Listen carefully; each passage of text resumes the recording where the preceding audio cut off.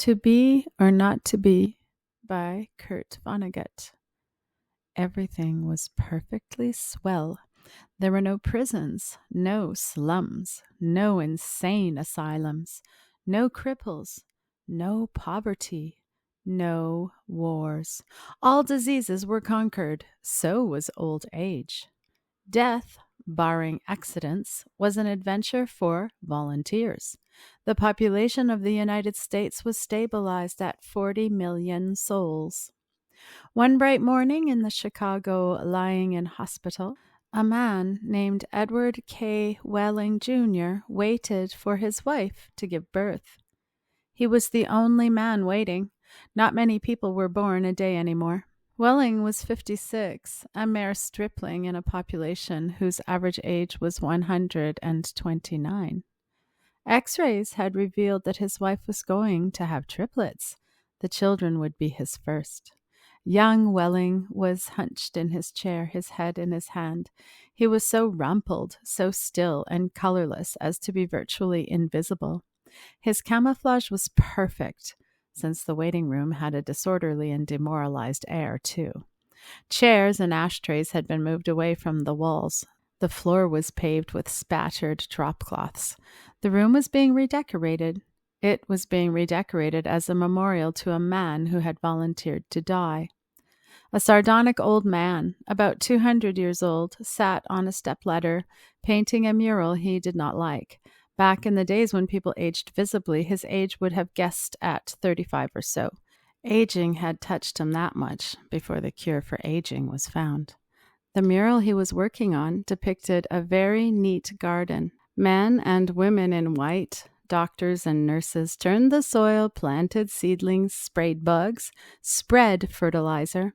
Men and women in purple uniforms pulled up weeds, cut down plants that were old and sickly, raked leaves, carried refuse to trash burners.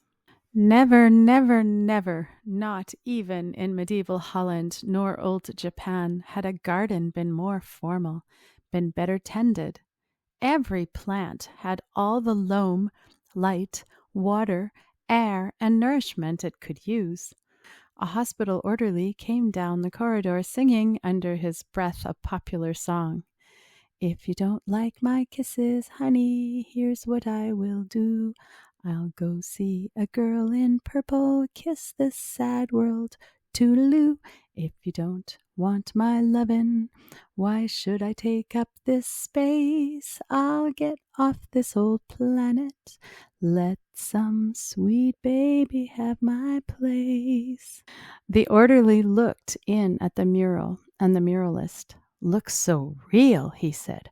I can practically imagine I'm standing in the middle of it. What makes you think you're not in it? Said the painter. He gave a satiric smile. It's called the Happy Garden of Life, you know. That's good of Dr. Hitz, said the orderly. He was referring to one of the male figures in white, whose head was a portrait of Dr. Benjamin Hitz, the hospital's chief obstetrician. Hitz was a blindingly handsome man. Lots of faces still to fill in, said the orderly. He meant that the faces of many of the figures in the mural were still blank. All blanks were to be filled with portraits of important people on either the hospital staff or from the Chicago office of the Federal Bureau of Termination. Must be nice to be able to make pictures that look like something, said the orderly. The painter's face curdled with scorn. You think I'm proud of this daub? He said. You think this is my idea of what life really looks like? What's your idea of what life looks like? Said the orderly. The painter gestured at a foul dropcloth. There's a good picture of it, he said. Frame that, and you'll have a picture a damn sight more honest than this one. You're a gloomy old duck, aren't you? Said the orderly. Is that a crime? Said the painter. The orderly shrugged. If you don't like it here, Grandpa, he said, and he finished the thought with the trick telephone number that people who don't want to live anymore were supposed to call. The 0 in the telephone number he pronounced not. The number was 2BRo2B.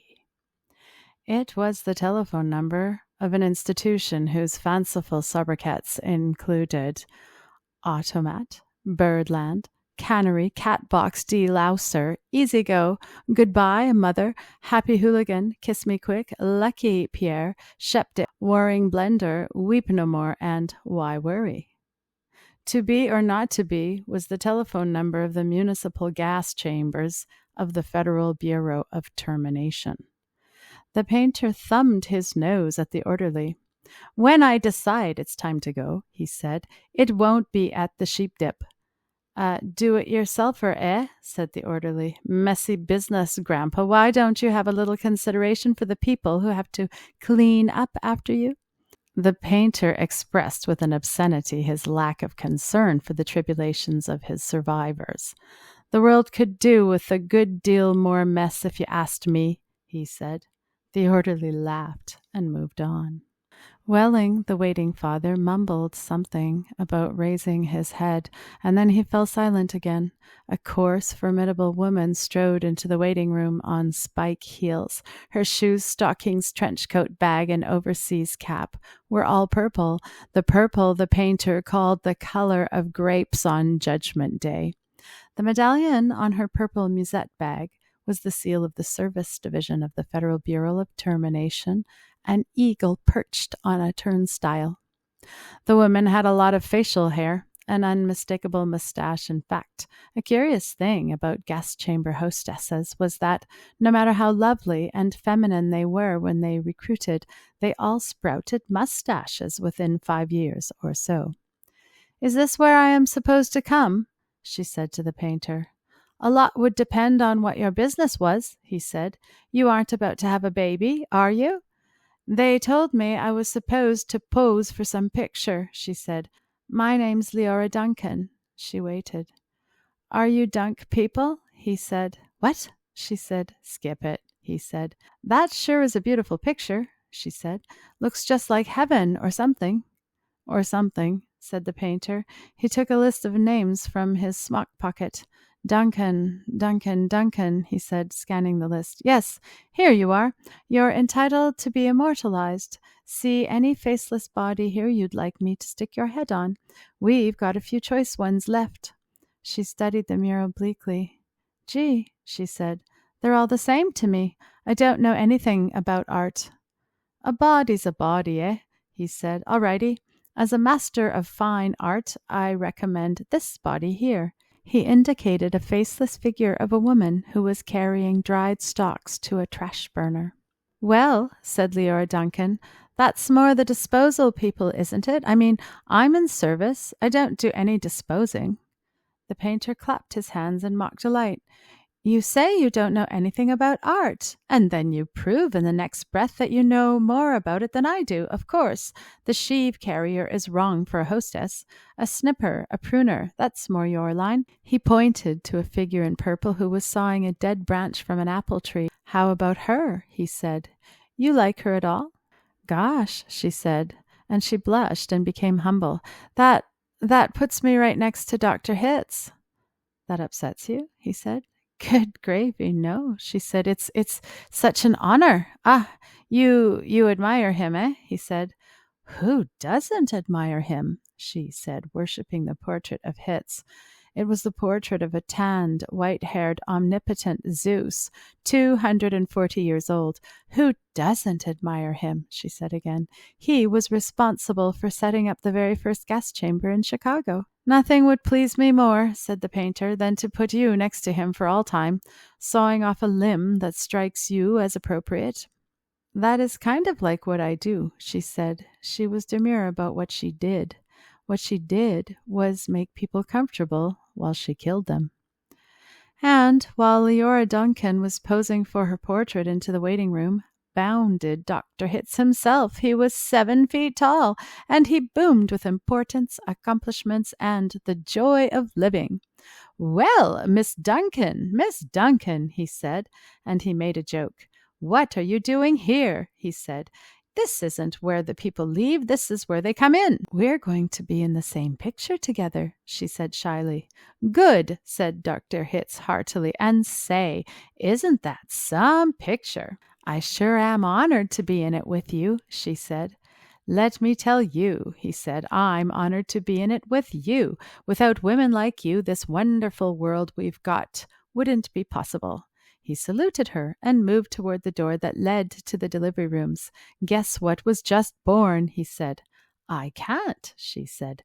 Triplets, he said. Triplets, she said. She was exclaiming over the legal implications of triplets.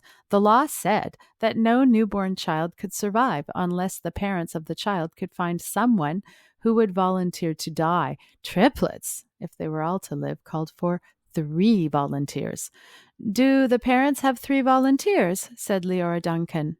Last I heard, said Dr. Hitz, they had 1, and were trying to scrape another 2 up. I don't think they made it, she said. Nobody made 3 appointments with us. Nothing but singles going through today unless somebody called in after I left. What's the name? Welling, said the waiting father, sitting up, red-eyed and frowsy. Edward K. Welling, Jr. is the name of the happy father-to-be. He raised his right hand, looked at a spot on the wall, gave a hoarsely wretched chuckle. Present, he said. Oh, Mr. Welling, said Dr. Hitz, I didn't see you. The invisible man, said Welling. They just phoned me that your triplets have been born, said Dr. Hitz. They're all fine, and so is the mother. I'm on my way in to see them now. Hooray, said Welling emptily. You don't sound very happy, said Hitz. What man in my shoes would be happy, said Welling. He gestured with his hands to symbolize carefree simplicity. All I have to do is pick out which one of the triplets is going to live, then deliver my maternal grandfather to the happy hooligan, and come back here with a receipt. Dr. Hitz became rather severe with Welling, towered over him. You don't believe in population control, Mr. Welling? He said. I think it's perfectly keen, said Welling tautly. Would you like to go back to the good old days when the population of the Earth was 20 billion, about to become 40 billion, then 80 billion, then 160 billion? Do you know what a druplet is, Mr. Welling? Said Hitz. Nope, said Welling sulkily. A druplet, Mr. Welling, is one of the little knobs, one of the little pulpy grains of blackberry, said Dr. Hitz. Without population control, human beings would now be packed on the surface of this old planet like droplets on a blackberry. Think of it. Welling continued to stare at the same spot on the wall. In the year 2000, said Dr. Hitz, before scientists stepped in and laid down the law, there wasn't even enough drinking water to go around, and nothing to eat but seaweed. And still, people insisted on their right to reproduce like jackrabbits, and their right, if possible, to live forever. I want those kids, said Welling quietly. I want all 3 of them. Of course you do, said Dr. Hitz. That's only human. I don't want my grandfather to die either, said Welling. Nobody's really happy about taking a close relative to the cat box, said Dr. Hitz gently, sympathetically. I wish people wouldn't call it that, said Leora Duncan. What? Said Dr. Hitz. I wish people wouldn't call it the cat box and things like that, she said. It gives people the wrong impression. You're absolutely right, said Dr. Hitz. Forgive me. He corrected himself, gave the municipal gas chambers their official title, a title no one ever used in conversation. I should have said Ethical Suicide Studios, he said. That sounds so much better, said Leora Duncan. This child of yours, whichever one you decide to keep, Mr. Welling, said Dr. Hitz, he or she is going to live on a happy, roomy, clean, rich planet, thanks to population control, in a garden like that mural there. He shook his head. 2 centuries ago, when I was a young man, it was a hell that nobody thought could last another 20 years. Now centuries of peace and plenty stretch before us as far as the imagination cares to travel. He smiled luminously. The smile faded when he saw that Welling had just drawn a revolver. Welling shot Dr. Hitz dead. There's room for one, a great big one, he said. Then he shot Leora Duncan. It's only death, he said to her as she fell. There, room for 2. And then he shot himself, making room for all 3 of his children. Nobody came running. Nobody seemingly heard the shots. The painter sat on top of his stepladder, looking down reflectively on the sorry scene. The painter pondered the mournful puzzle of life, demanding to be born, and once born, demanding to be fruitful, to multiply, and to live as long as possible. To do all that on a very small planet that would have to last forever. All the answers that the painter could think of were grim, even grimmer surely than a cat box, a happy hooligan, an easy go. He thought of war. He thought of plague. He thought of starvation. He knew that he would never paint again. He let his paintbrush fall to the drop cloths below, and then he decided he had had about enough of life in the happy garden of life too, and he came slowly down the ladder. He took Welling's pistol, really intending to shoot himself, but he didn't have the nerve. And then he saw the telephone booth in the corner of the room. He went to it, dialed the well-remembered number, 2B or not to be. Federal Bureau of Termination, said the very warm voice of a hostess. How soon could I get an appointment? He asked, speaking very carefully. We could probably fit you in late this afternoon, sir, she said. It might even be earlier if we get a cancellation. All right, said the painter. Fit me in, if you please. And he gave her his name, spelling it out. Thank you, sir, said the hostess. Your city thanks you. Your country thanks you. Your planet thanks you. But the deepest thanks of all is from future generations. The end.